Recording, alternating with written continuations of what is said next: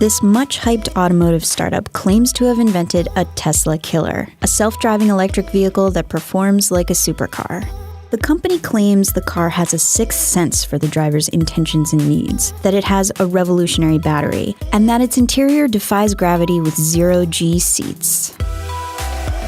But one thing its first car didn't do when revealed at a demonstration in Las Vegas at the Consumer Electronics Trade Show was actually work. Press the button and it will find its way to the garage. Whoa. Okay. What?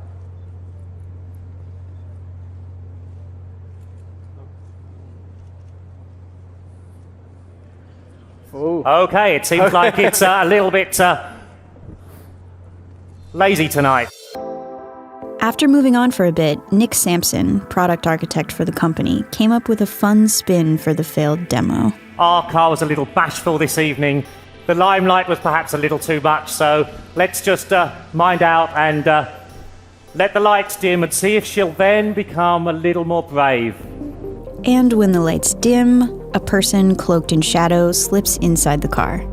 And after a very suspenseful delay, the mysterious phantom of the keynote manages to get the car moving across the stage.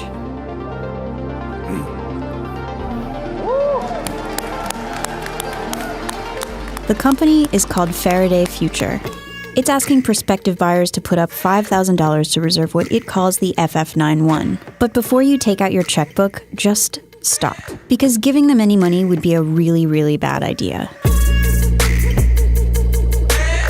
Faraday Future started its press conference by recapping some of its greatest accomplishments so far. We've grown to over 1,400 employees globally from over 36 countries. While the company did manage to poach talent from Tesla, Google, and legacy car manufacturers, it's not doing a great job helping those people actually make things. According to The Guardian, Faraday Future was supposed to unveil a working prototype at the CES trade show last year, but failed. The company then decided to show a race car instead, but failed.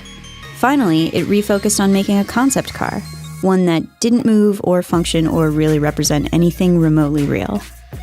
Still, Sampson is convinced the company has a great corporate culture. We're unencumbered by corporate history. We're not beholden to a rigid chain of command or stifling bureaucracy. Faraday Future pitches itself as an independent American startup from Silicon Valley. But when it first arrived on the scene a few years ago, people were hard-pressed to find founders listed anywhere, or a CEO. All the mystery around the company caused some to speculate that it was a front for Apple's secretive car-building effort. But The Guardian reported that Faraday Future was actually formed in April of 2014 by Chinese billionaire Jia Yuting, chairman and founder of LeEco, parent company of LeTV, the Netflix of China. Faraday Future calls LeEco a strategic partner, but it's become clear that it's much more than that. LeEco executive Ding Lei was eventually named Faraday Future's, quote, acting global CEO. And LeEco founder Jia Yuting seems to ultimately be in control. And according to The Guardian, which spoke to former executives at Faraday Future, the American and Chinese teams clashed from the beginning. At one point, LeTV tried to change the name to Faro instead of Faraday Future. An executive from the company told The Guardian, quote, the Americans were like, that is the stupidest name ever, end quote. You had an international team that was experienced and open, juxtaposed with Chinese management that didn't understand the US market and kept deferring to LeTV.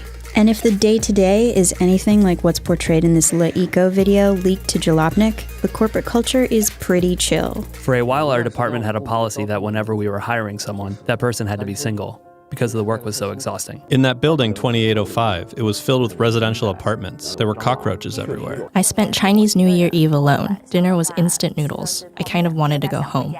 But Sampson pitches the team as a wild group of innovative renegades. Faraday Future is not playing it safe. We're not conservative. We're not predictable. But the company is pretty predictable.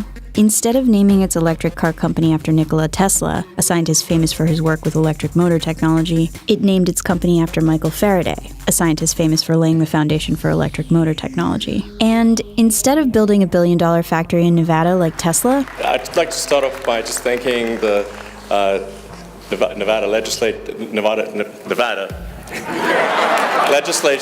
it struck a deal to build $1 billion factory in Nevada like Tesla. What would we be without the city of North Las Vegas? You get the idea.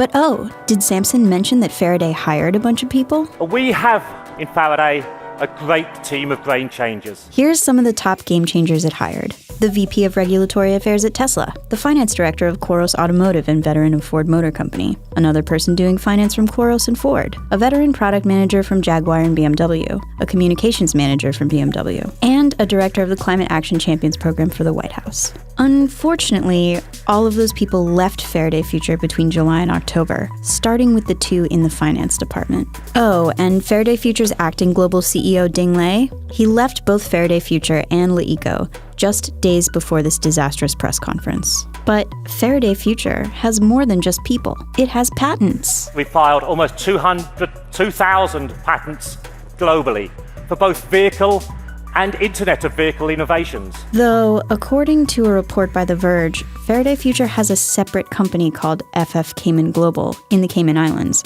that holds all of its intellectual property. One ex-executive told The Verge, quote, "If you're an investor, you're fucked." But despite burning money and losing talent and scaring away future investors and not actually shipping a product, the car manufacturer claims to be making progress. One of the recent achievements is we've completed phase 1 of our Nevada factory development. Except, despite being offered over $300 million in incentives from Nevada to build its factory, Faraday Future suspended construction due to financial issues. A Faraday spokesperson told the Las Vegas Review-Journal in November, quote, "We're reevaluating where we're at while we refocus our resources toward bringing this car to life." Automotive News also obtained a copy of a letter from AECOM, a company hired to do $500 million worth of construction for Faraday Future, stating that the company failed to pay the $21 million deposit due in September. But Samson says it's moving along. And we're very excited that shortly we'll be moving on to phase 2 of the construction. It's unclear what phase 2 is, but Nevada State Treasurer Dan Schwartz seems to think real progress is unlikely. He told BuzzFeed News that the company agreed to regular phone calls with his office, but those stopped in November. Quote, "We asked for numbers about the financing, and we just got a different story each time. I truly don't believe they have any money. Still, the car looks really impressive on paper." FF91 is in a class of its own and has the most comprehensive sensor system of any production vehicle today. This could be true if the FF91 were, in production, but it's not. The company doesn't even have a proper facility to produce them in. And despite not having an operational factory to make batteries in like Tesla does, it still claims its batteries are the best. Our battery technology is unprecedented and offers drivers a vehicle that doesn't require any kind of sacrifice. This is possible, but the future of battery innovation at Faraday Future seems to be up in the air. Last January, Porter Harris, the chief battery architect, left the company. One ex-executive told The Guardian, quote, "He was the battery," and, quote, "He designed it and did all the patents." But Faraday Future believes in its car. Once again, let's put our hands together for the new fastest production EV in the world. And once again, this is not actually a production vehicle. Well, we've covered a lot of things this evening. The world's most connected car, the smartest car you'll ever experience, a car with the world's greatest electric propulsion system, and the car that may not even be a car at all. He's actually right about this one. It may not even be a car at all. It might be vaporware, though Samson says otherwise. I can say now, without a shadow of a doubt, despite all the naysayers, the skeptics, we will persist. That confidence is unrelenting, but signs of financial collapse at Faraday Future and LeEco continue to pile up. A Faraday insider told the Financial Times, if CES goes badly, it's all over. And it didn't exactly go not badly. As a new baby, she is often very, very timid. Faraday Future broadcast the event live on YouTube, but hid the video shortly after by changing its visibility to unlisted and replacing it with a version that had the failed demo cut out. But the original recording had already broken into the top 10 trending on YouTube, and clips of the onstage meltdown had been reposted by The Verge, Jalopnik, and others. This could be the last time we see this would-be Tesla competitor on stage. Its greatest accomplishments were having money and hiring people, and both of those efforts seem to be falling apart. So, maybe don't give them $5,000.